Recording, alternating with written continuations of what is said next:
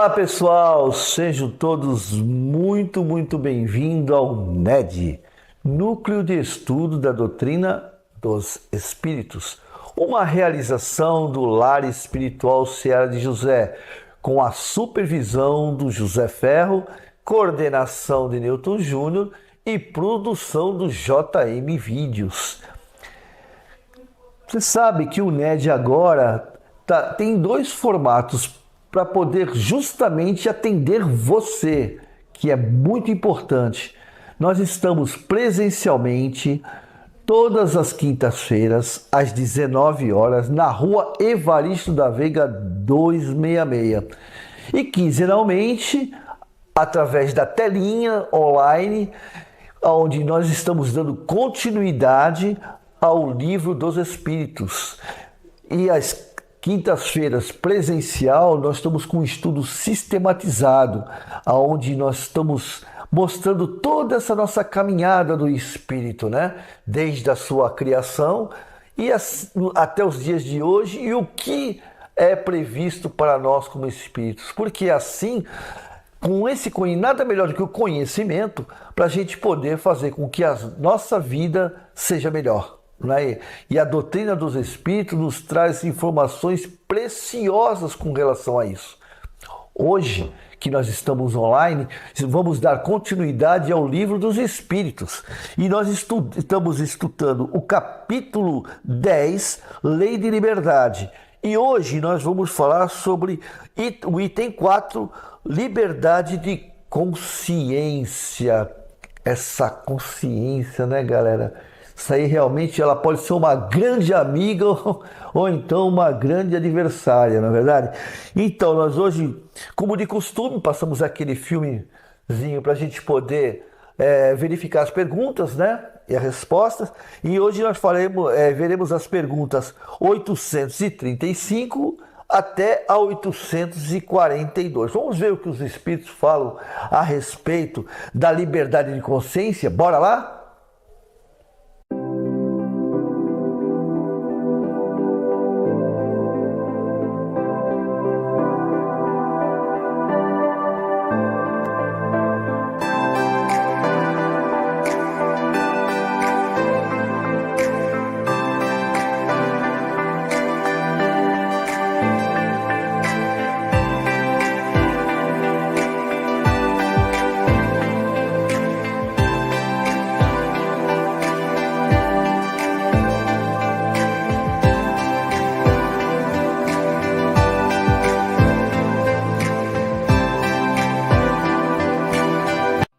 Liberdade de consciência.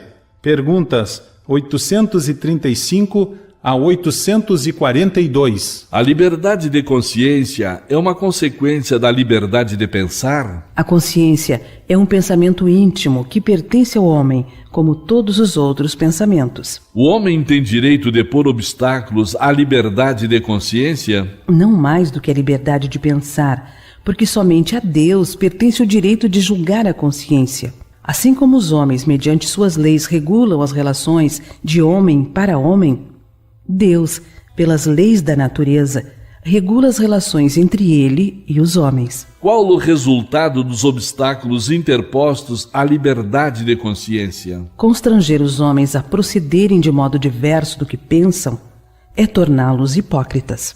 A liberdade de consciência é uma das características da verdadeira civilização e do progresso. Toda crença é respeitável, mesmo quando notoriamente falsa? Toda crença é respeitável, desde que sincera e quando conduz à prática do bem.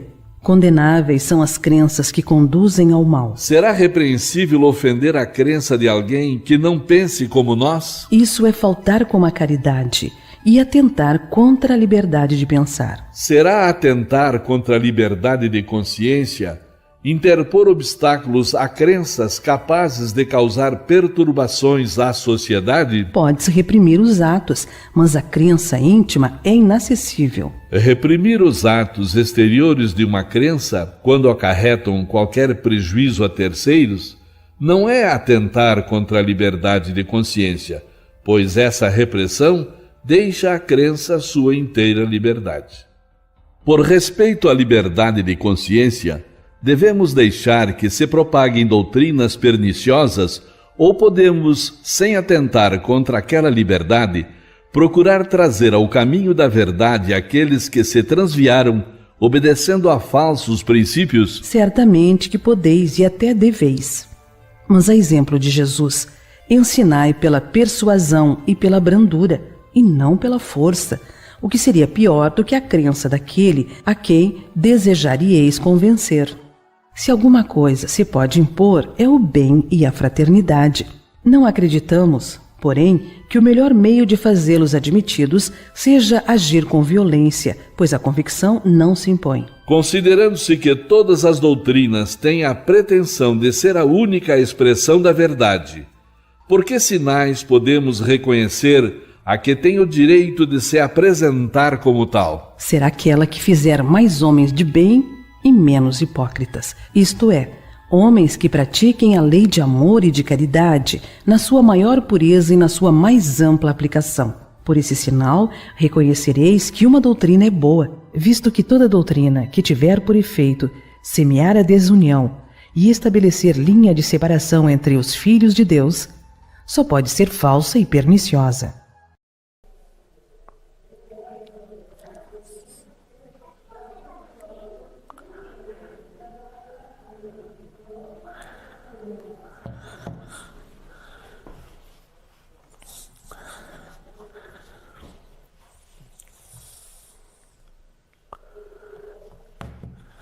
Então, vamos resumir essas perguntas. Nós percebemos que a consciência é um pensamento íntimo, né? É uma espécie de tutor, né? Ela é uma tutora nossa. A gente vai tomando as decisões e ela vai acumulando informação e aí avalia se o que nós fizemos é saudável, se não é saudável para nós, se é construtivo, se não é construtivo, se as nossas atitudes têm consequências externas. E nessa avaliação é como se ela fosse uma bancada de jurados. Ela avalia, às vezes, normalmente, né, as nossas atitudes sobrepõem a nossa consciência. Nós somos muito impulsivos, né?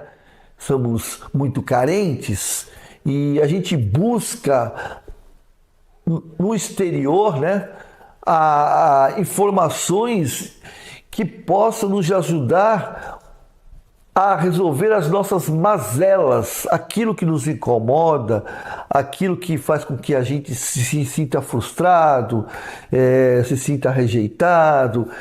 E tomamos, na maioria das vezes, atitudes que não são salubres, não são saudáveis. E o que é pior, essas atitudes prejudicam pessoas. A princípio está tudo certo, né? A princípio eu estou prejudicando a pessoa porque ela me prejudicou, ou eu estou prejudicando porque eu também não estou bacana, não estou me sentindo bem, não tenho culpa e assim por diante. Mas lá no fundo, a gente sabe, a gente tem certeza que o caminho não é aquele. Que o caminho para resolver ou até para amenizar as nossas dores ou curar as nossas dores está em nosso íntimo. Todas as respostas, sem exceção, estão dentro de nós. E no final das contas, quando a gente vai avaliar as nossas atitudes no momento de sanidade, né, de serenidade, é a nossa consciência que nos fala no íntimo. Ela até nos avisa durante o projeto, né, em todo o processo, em todo o andamento, ela nos dá um toque. Lá no fundo, olha, não está sendo bacana o que você está fazendo, olha, isso aí não está fazendo bem para a gente. Mas naquela ânsia, muitas vezes, de amenizar as nossas dores, a gente não pensa nisso. E normalmente o momento em que ela mais nos vem à tona é quando nós estamos num estado de torpor, num estado de realidade, né? Num estado de sanidade. E aí ela nos fala e nos fala alto.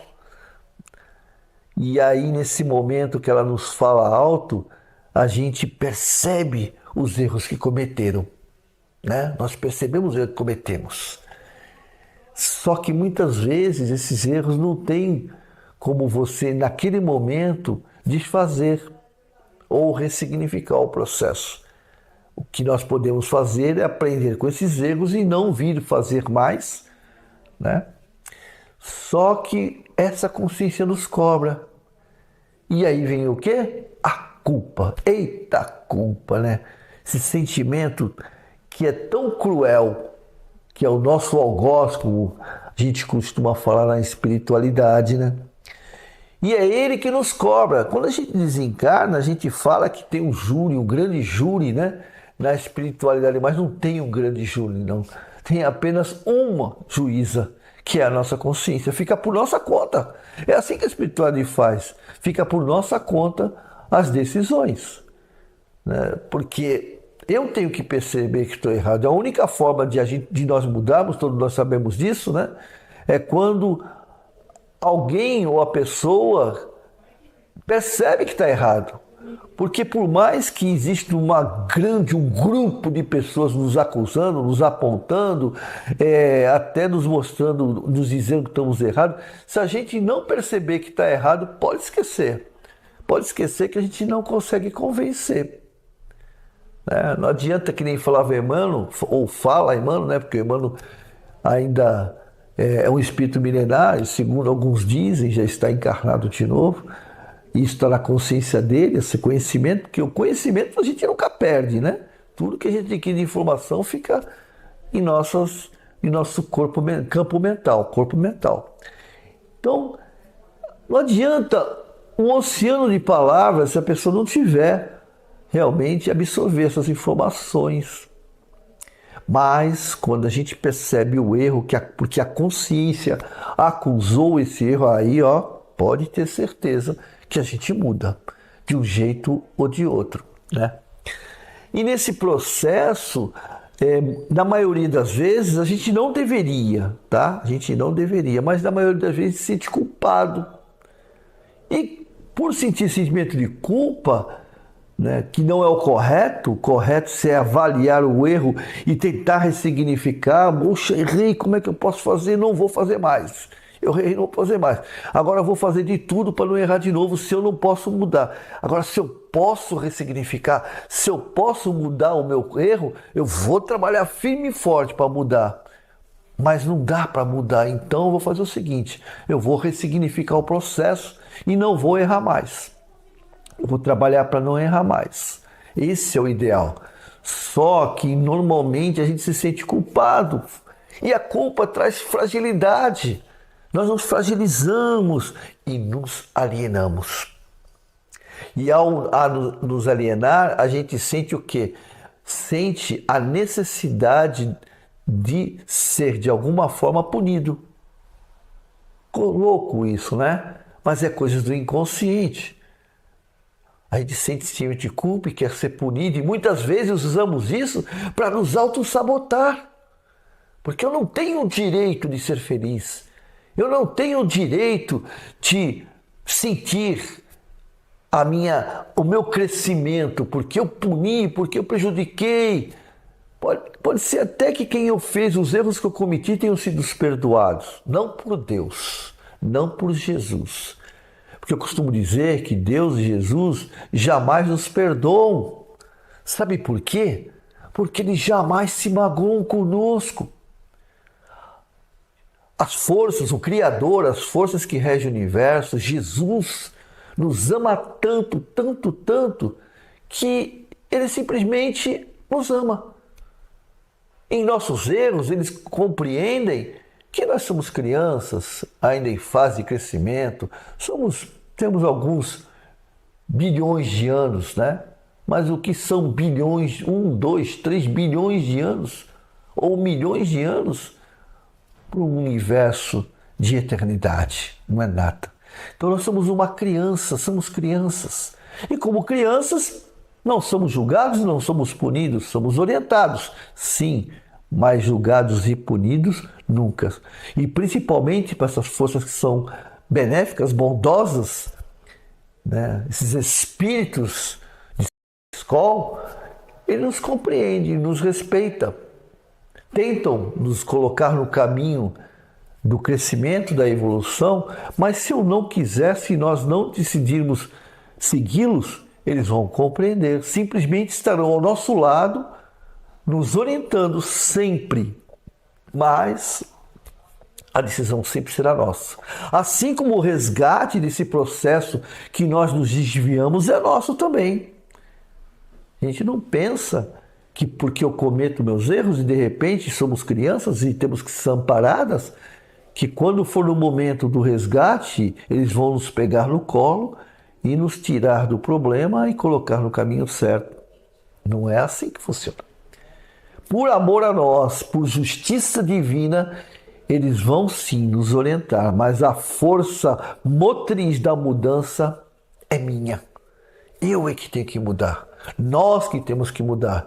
Porque aí estaremos aprendendo. Que valor teria se de repente, quando eu erro, percebo que errei, peço perdão, peço desculpa, e alguém vai lá e nos pega no colo e tira. Como eu vou aprender com isso? Não, eu tenho que perceber o erro cometido verdadeiramente. Tenho que aprender a forma de mudança, como mudar, de que forma mudar dentro do meu esforço. E é assim que funciona. É assim que é no universo. Cabe sempre a nós a decisão de mudança, sempre a nós. Porém, nunca estaremos desamparados. E essa força que nos guia e nos rege. Porém, hoje, o que está forte na nossa humanidade, no nosso momento, né, que eu acho sempre importante a gente trazer isso para o nosso momento, são as crenças. E quando eu falo crenças, eu não falo só crenças religiosas. Eu falo crenças religiosas, crenças morais, crenças da sociedade, como um todo. E muitas vezes essas crenças são crenças limitantes, que não deixam a gente fazer uma reflexão de tudo que está acontecendo à nossa volta. E o que é pior ainda, sabe, gente? Tem um agravante em nossas vidas. Nós nos afastamos de Deus. Nós nos afastamos de Jesus. Você pode falar assim, não, mas eu não me afastei de Jesus. Afinal de contas, eu acredito em Jesus. Eu rezo de manhã, rezo quando vou dormir, eu vou nos meus templos religiosos, seja na católica, eu sei que tem muitos, né, que nos assistem, que são simpatizantes da doutrina, mas tem outras religiões que eu respeito, nós respeitamos muito, porque é importante, não importa a religião que você siga, porque afinal de contas, todas elas têm um segmento só, que é do amor cósmico universal, que foi trazido por Jesus, né, por Buda, por tantos outros, né, representantes de seus tempos. Então, mas não é só seguir, né, dogmaticamente falando, ou seguir os ensinamentos, a doutrina, mas é principalmente aderir à sua doutrina. Se possível, se converter. Mas qual é a diferença entre aderir e se converter? Aderir é quando a gente segue os padrões doutrinários. A gente vai nas casas espíritas, nas católicas, evangélicas, nos templos de Umbanda, né? Não importa, que nem eu falei, não importa a religião, nós temos que respeitar a todos. E acompanhar um processo, você aí que está nos vendo na noite de hoje, ter vontade de conhecer ou estudar, né? Se aprofundar na sua religião, isso é aderir. Agora, converter é muito complicado. Converter, nós temos muitos exemplos. Vou dar o nosso querido Chico Xavier. Ele é um convertido ao cristianismo redivivo, ao Jesus. Temos Divaldo Franco também um precursor. Nós temos Francisco de Assis, que se converteu, e olha que ele era, franciscano.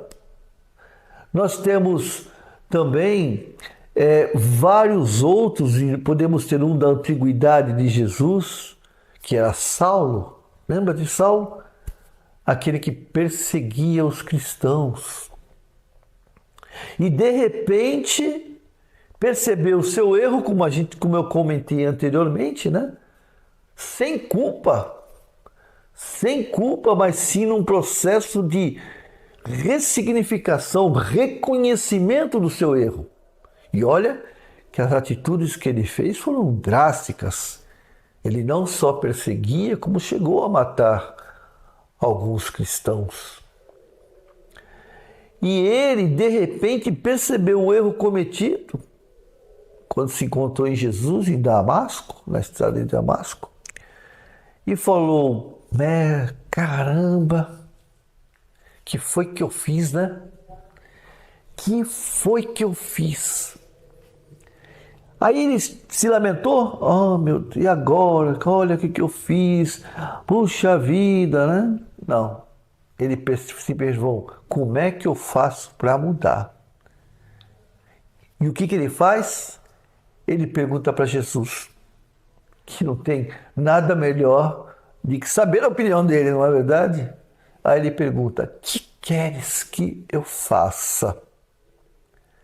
E hoje o Espiritismo, principalmente a doutrina dos Espíritos, deve muito, o cristianismo verdadeiro, redivivo, nós devemos muito a Saulo, que se tornou Paulo. Porque foi ele que percorreu o mundo levando a boa nova. Então isso é o que nós devemos fazer, principalmente perceber um erro cometido. E quando perceber, seja pelo reconhecimento, seja pela percepção ou pela dor, que a gente possa parar e não se culpar.